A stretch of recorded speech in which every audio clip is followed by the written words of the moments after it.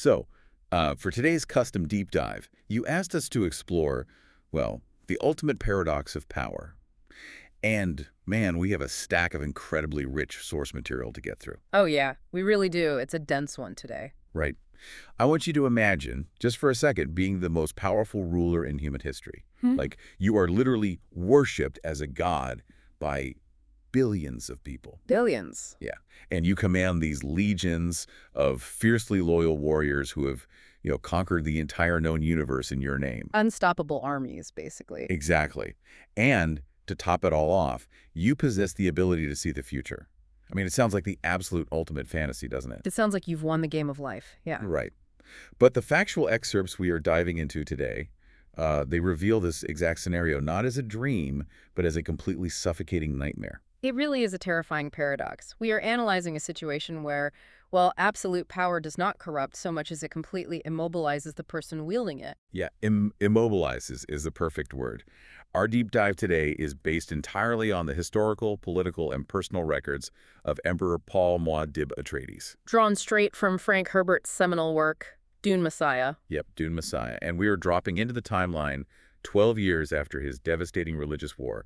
Jihad has just swept across the stars. Leaving billions dead and, establishing his absolute rule over everything. So the mission today is to dissect the anatomy of an inescapable trap. Yeah. We're going to explore exactly how absolute power, combined with perfect prescience, creates a prison for the emperor. And we'll also examine how a conspiracy of these extraordinary competing factions attempts the seemingly impossible, which is to assassinate a man who can already see every move they are going to make. Okay, let's unpack this, because the best place to start understanding this trap is actually, well, in a dungeon. Right, with a historian. Exactly. A historian named Bronzo of XX. So Bronzo is sitting in a death cell for heresy, and he actually dares to tell a visiting priest that Emperor Paul's prescience is lethal. That's a bold thing to say in a death cell. I know, right? But Bronzo argues that Paul's wild Fremen warriors might have defeated the old emperor's armies, but it is the lethal nature of prophecy itself that guarantees Muad'Dib's failure. Yeah, and Bronzo diagnoses this disease of foresight by pointing directly to its source, which is the spiced melange. The most valuable stuff in the universe. Exactly. It's the foundation of the empire's economy, and it's the trigger for Paul's power. But, I mean, it is fundamentally a sacred poison. Because it extends life and unlocks prescience, right? Right. But it demands this cruel biological addiction. Right, and physically, it turns the user's eyes completely blue, devoid of any white.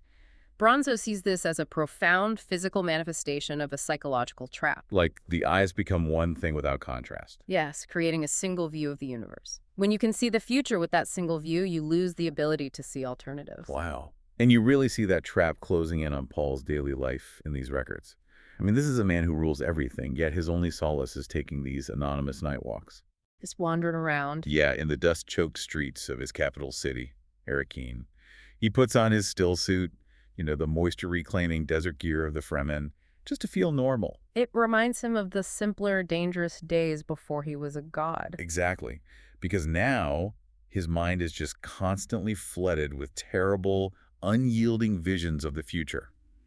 And it prompts this desperate recurring mantra in his head. The disengage mantra. Yes, he just keeps thinking, disengage, disengage, disengage. And the records show he is haunted by one vision in particular, right? A recurring, terrifying image of a falling moon. A falling moon. What does that mean for him?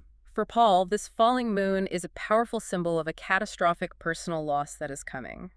A loss he feels entirely powerless to stop, despite having infinite power. It's like having the script to a movie you're starring in, but the script is completely locked. That is a great way to put it. Like, you know every tragic thing that's going to happen to your character, but you are completely powerless to change your lines without ripping apart the entire universe. Right, because if Paul tries to step off the path of his visions, the violent religious forces he unleashed would tear the galaxy apart in totally unpredictable ways.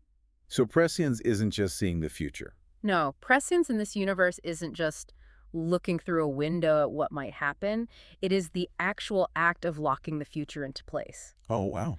By observing the timeline with such absolute clarity, Paul has collapsed all the branching possibilities into a single, inescapable track. So he didn't just conquer the universe. Exactly. The universe and the massive weight of its historical momentum conquered him. He is a captive messiah. Well, if Paul's mind is paralyzed by the locked script of the future, his enemies are, actively writing a new scene in the very few blind spots he has left. They are definitely busy. Yeah, and plotting against a god who knows what you're going to do before you do it, that requires a highly specific, strange alliance. Very strange. The factions gathering on the planet Wallach Nyax represent the old power structures of the universe, and they are all terrified of the new god. So who do we have at this meeting? Well, you have the Reverend Mother Gaius Helen Mohiam of the Bene Gesserit, which is this ancient sisterhood that uses religion and politics to manipulate humanity. Right. Very dangerous group. Then you have Princess Irulan, Paul's wife in name only, who is desperate to secure her royal bloodline. And Cytiel, right? Yes, Cytael, a shape-shifting face dancer from the amoral, biologically manipulative Talaxu. And crucially, you have Edric. Edric the Steersman. Exactly. A steersman for the Spacing Guild who literally swims in a transparent tank of orange melange gas. Which is such a wild image. But Edric is the only reason this meeting can even happen, right? He is the key. As a guild steersman, he uses a limited form of prescience to navigate starships safely through folded space. But his prescient mind also stirs up the currents of time. I imagine it like two radar jammers crossing frequencies. That's exactly how it works. Edric is emitting his own prescient signals, which creates a temporal static. A localized concealment bubble. Yes. So Paul's oracular vision just sees static when he tries to look at Edric, successfully hiding this specific conspiracy from the Emperor. So, hidden within that bubble of static, Cytael the Face Dancer lays out a deeply disturbing philosophy. He really does. Yeah, because the Talaxo Face Dancers can shapeshift, assuming the exact physical appearance, voice, and mannerisms of anyone. Which is a terrifying ability. Right, and Cytael later uses this exact ability to murder and flawlessly impersonate an old Fremen veteran named Farak. Flawlessly. Yet, despite having the ultimate infiltration tool, Cytael insists they should not use a physical poison to kill Paul.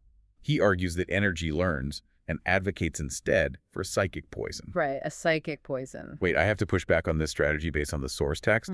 If the Slilaxu have face dancers who can literally assume anyone's identity down to their vocal cords and fingerprints, why do they need this incredibly convoluted political plot involving the Space Guild and the Bene Gesserit? It seems overly complicated, right? Yeah. Why not just have Cytael replace one of Paul's personal guards, walk right into his bedchamber, and assassinate him in his sleep? Because physical martyrdom would completely defeat their ultimate goal. How so? Well, if they just kill Muad'Dib the man, his jihad continues in his name, perhaps even more violently.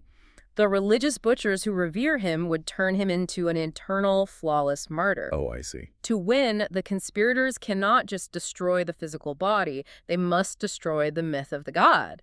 They have to entangle Paul in his own moral and political contradictions so that he dismantles his own empire. So we see them trying to trap him politically to build that pressure. Like, for example, the Ixian Confederacy, a faction known for skirting the edges of forbidden, highly advanced technology. They formally request a constitution. And Paul ruthlessly rejects that request. Completely shuts it down. He calls the Constitution the ultimate tyranny because he believes it represents power mobilized without conscience, an inflexible machine of laws that ignores human nuance. He insists on ruling by his own personal judgment and limitations. Exactly. But the conspirators understand the psychological toll this takes. Forcing him to constantly act as the sole infallible arbiter of justice for an entire universe isolates him. It builds the internal pressure to a breaking point. So breaking the myth requires breaking the man psychologically, which means the conspirators need a highly specific, custom-built weapon to deliver Cytael's psychic poison. A very specific weapon indeed. Yeah. The guild ambassador, Edric, arrives at Paul's court and presents him with the most shocking gift in the universe. A gola. A gola. Now, a gola is a being grown in Tlilaxu Vas from the dead flesh of a human being. Gross, but effective. In this case, they use the flesh of Duncan Idaho, Paul's fiercely loyal, deceased friend and swordmaster who sacrificed his own life to save Paul years ago. So they bring Duncan back, but he is fundamentally altered. He is now named Hate. Hate, yes. And he has these artificial metallic steely eyes. He has absolutely no memory of his past life as Duncan Idaho. Though the records note his body still retains the ingrained muscle memory skills of a master swordsman. Right. But the physical reconstruction is only half the weapon. Not even half. The Tlaxu trained this Gola as a mentat. A mentat, Yeah. which is a human computer capable of supreme logic and probability calculation. which is necessary in a universe where artificial intelligence is strictly outlawed. Exactly. And furthermore, they trained him as a Zen Sunni philosopher. Zen Sunni. Zen Sunni is an ancient syncretic philosophy that focuses on brutal, unvarnished truth, detachment from the ego, and stripping away all illusions. And here's where it gets really interesting, because when Paul asks this incredible gift how he is meant to serve the throne, Hate uses that Zen Sunni bluntness and openly admits, they intend me to destroy you. He just comes right out and says it. Yeah, and Paul keeps him anyway. Yeah. Because he's desperate for the data the Mentat can provide, and he's entirely haunted by the ghost of his old friend. He misses Duncan too much to send him away. But logically, isn't a weapon that explicitly tells its target, hey, I'm here to destroy you, fundamentally flawed? Like, how is Paul supposed to fall for a trap that he is staring right at? Yeah. Well, the overt warning is the very mechanism of the trap. Really? Yes. By making Hate a Mentat and a Zen Sunni philosopher, the Lilaxu programmed him to be compulsively driven by absolute truth. He cannot lie. Okay, so the poison isn't a lie. Exactly. The psychic poison Scytale engineered isn't deception. It is the overwhelming nostalgia, grief, and guilt Paul experiences every time he looks at his dead friend. Hate's brutal philosophical truths act as the poison. Right, because Hate tells Paul directly to his face that he's drunk on too much time. Yes. Hate observes Paul's reliance on visions and tells him that he uses his augury, his prescience, as a crutch to avoid living in the present. Oh. He warns Paul that to endure oneself may be the hardest task in the universe. Those are agonizing philosophical truths delivered by a ghost. They force Paul into a paralyzing state of introspection.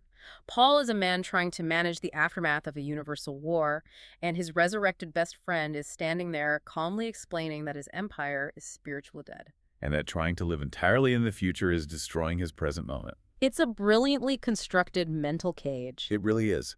And the psychological attack runs parallel to a biological one, because the geopolitical war spanning galaxies is actually a genetic Cold War being fought in Paul's own bedroom.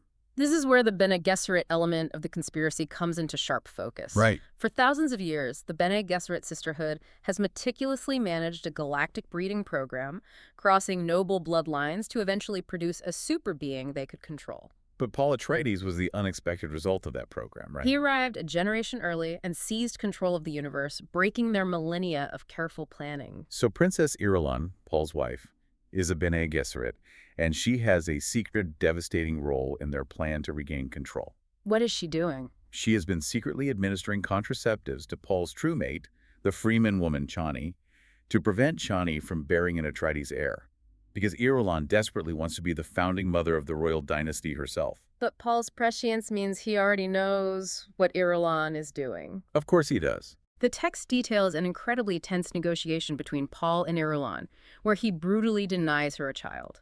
He tells her she can take any lover she wants, but if she tries to cuckold him and pass the child off as his royal heir, he promises he will have her garroted. Garroted. It's so dark.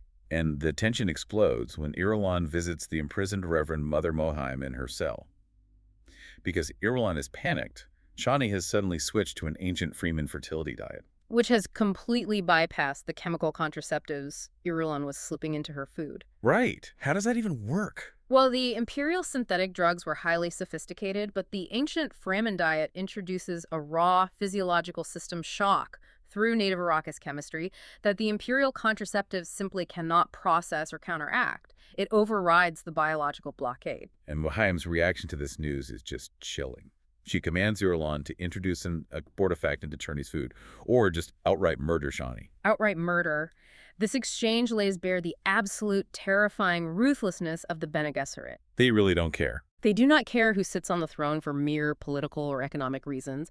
They care entirely about the pure line of human genetics. So Paul's prescience is terrifying to them, not because it's powerful, but because it's a wild, uncontrolled genetic anomaly that threatens the survival of the human species as they define it. Exactly. So what does this all mean? It's like a cosmic hostage negotiation. Mm. Paul holds the entire universe in his political grip, but the Bene Gesserit holds the literal future of his family hostage. It's a standoff. Yeah, and in a final showdown with the Reverend Mother, Paul tries to trade his own genetic code. He offers his seed artificially to the Bene Gesserit to secure their breeding program, just to buy Chani's survival. But then he drops the bomb.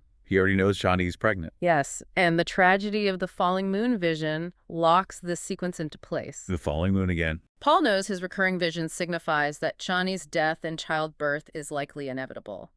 His negotiations, his threats against Irulan, his desperate bargains with the Reverend Mother, they are the agonizing struggles of a man fighting a fate he has already witnessed. He searches the currents of time for a timeline where she survives, but the Oracle is a trap. Seeing the future has ensured it will happen. It is so suffocating. But Paul isn't the only one burdened by the crushing weight of Atreides' genetics and this unyielding prophecy. Yeah. We have to look at his sister, Olia. Olia of the Knife. Yes. The Fremen worship her as the virgin harlot, but the Bene Gesserit are terrified of her, labeling her an abomination. And the label abomination comes from the unique circumstances of her birth. Right, because when their mother, Jessica, took the poisonous water of life during a Fremen ritual, Alia was still in the womb. The intense biological shock of the poison awakened Elia to full consciousness before she was even born, and gifted her the memories, personalities, and traumas of uncounted generations of Reverend Mothers. Just consider the sensory and psychological overload of that existence. Imagine taking your first breath as an infant, but your mind is already ancient.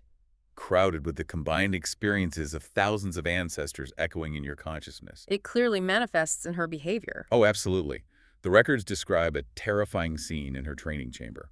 She is fighting a mechanical practice dummy equipped with real lethal blades. Real blades. Yeah, and she sets the machine to 11 lights, which is a speed described as completely suicidal. Suicidal. Even Paul and the seasoned Freeman warrior Stilgar are terrified watching her. She is a hair's breadth away from being sliced to pieces. Stilgar, in his blunt Fremen way, assesses the situation and tells Paul that Elia needs a mate. Because she's practically vibrating with tension, and she fiercely resents being analyzed by them. And this dangerous energy brings her right into the orbit of the Gola, Hate. There is a magnetic, incredibly charged dynamic between Elia and Hate. Yeah, he flies her out to the deep desert to inspect the body of a dead Freeman woman, a casualty of Delaxo poison. And during the flight, Hate essentially reads Elia's mind.